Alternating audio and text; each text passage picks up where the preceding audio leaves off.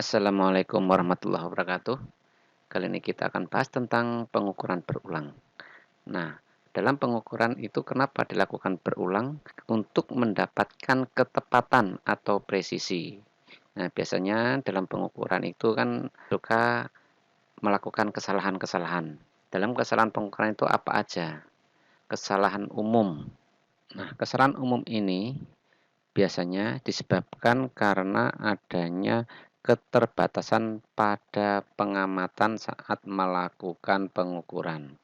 Nah, kesalahan ini dapat disebabkan karena kesalahan membaca skala kecil ya atau kekurang terampilan dalam menyusun dan memakai alat, terutama untuk alat yang melibatkan banyak komponen.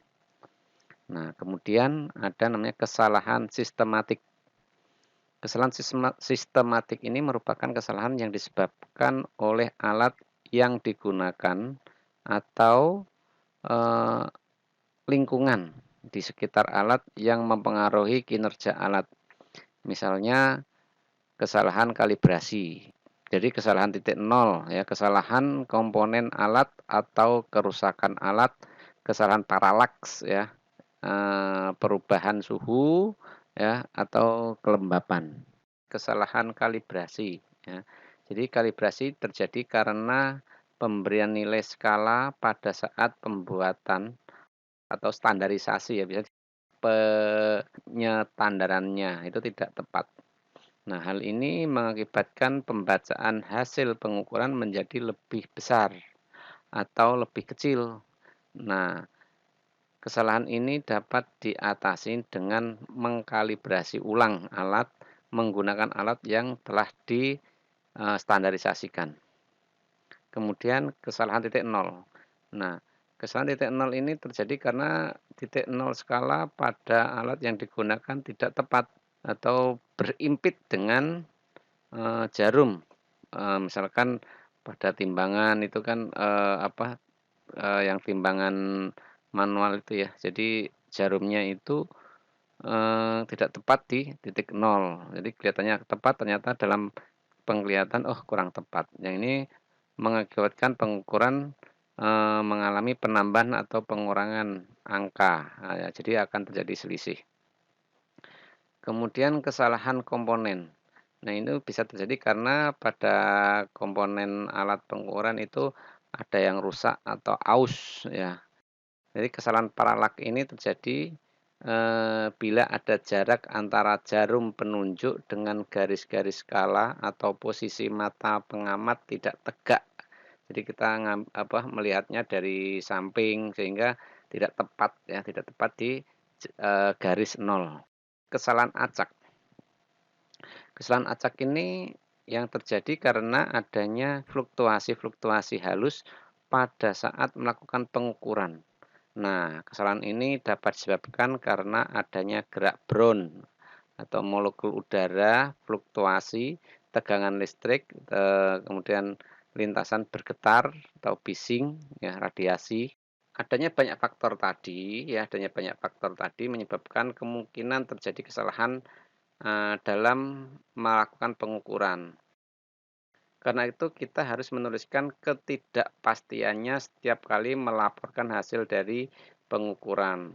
Nah, untuk menyatakan hasil ketidakpastian suatu pengukuran dapat menggunakan cara penafsiran ya atau penulisan X sama dengan X0 plus delta X ya.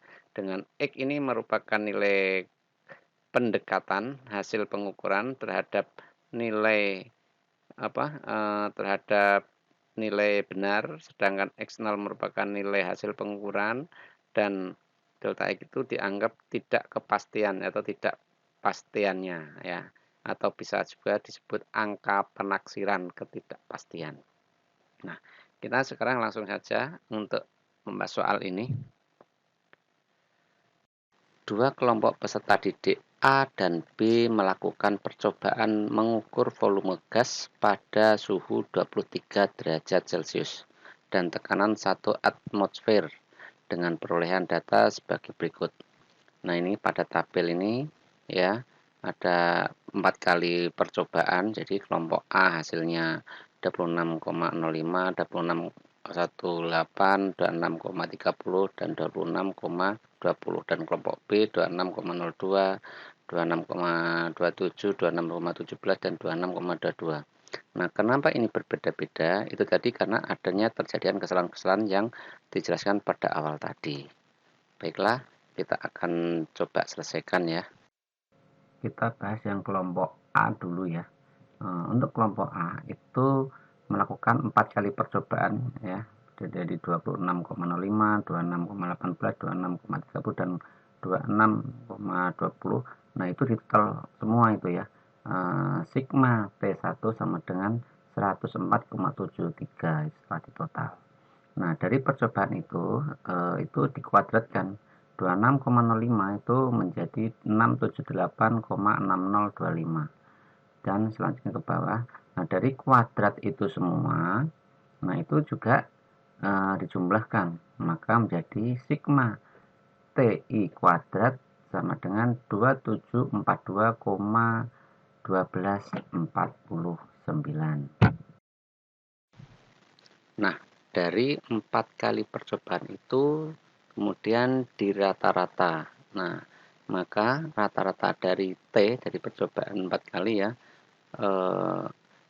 T itu jadi jumlah dari total semua 4 kali percobaan dibagi berapa kali percobaan, yaitu 4. Maka jumlahnya 104,73 dibagi 4 sama dengan 26,1825. Itu rata-ratanya.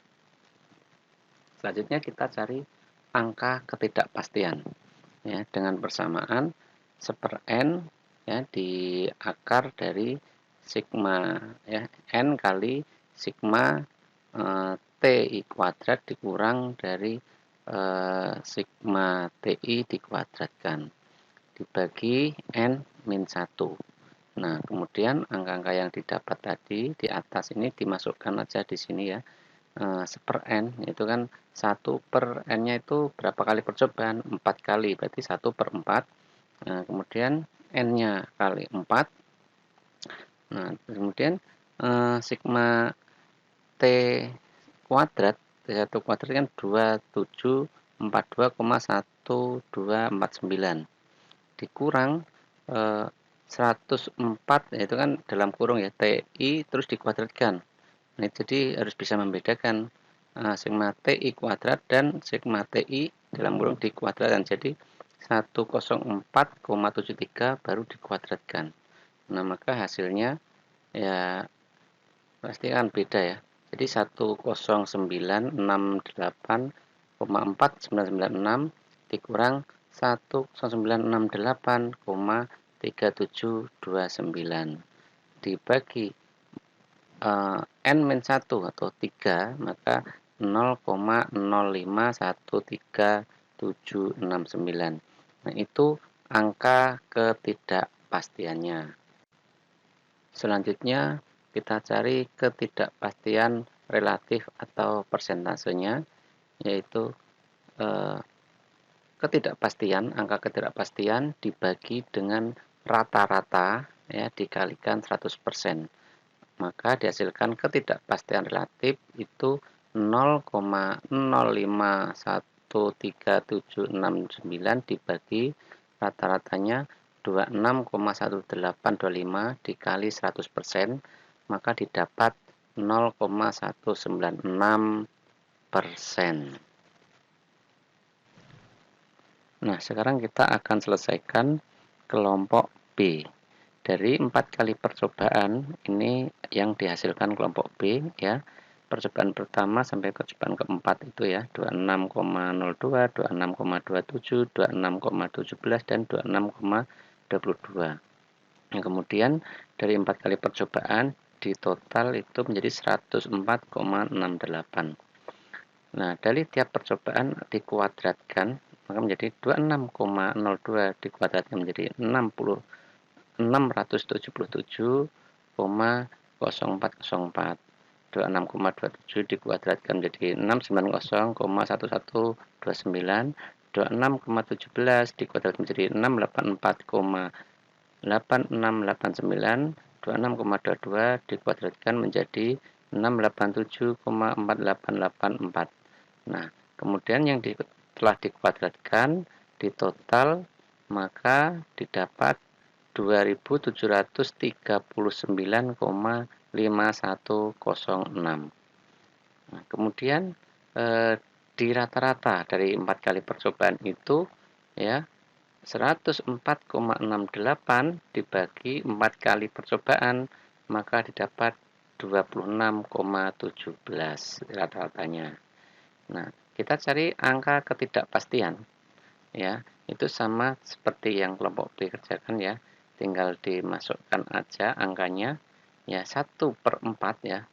Masukkan kemudian 4 dikali 2739,5106 dikurang 104,68 dikuadratkan dibagi 4 min 1 sama dengan 1/4 ya. Kemudian 1098,0424 dikurang 10957,9024/3 didapat ketidakpastiannya 0,0540062.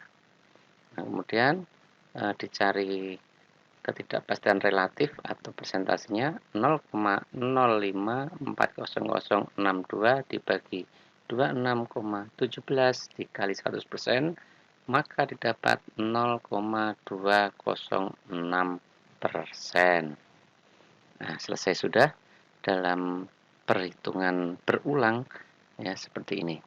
Selamat belajar. Terima kasih.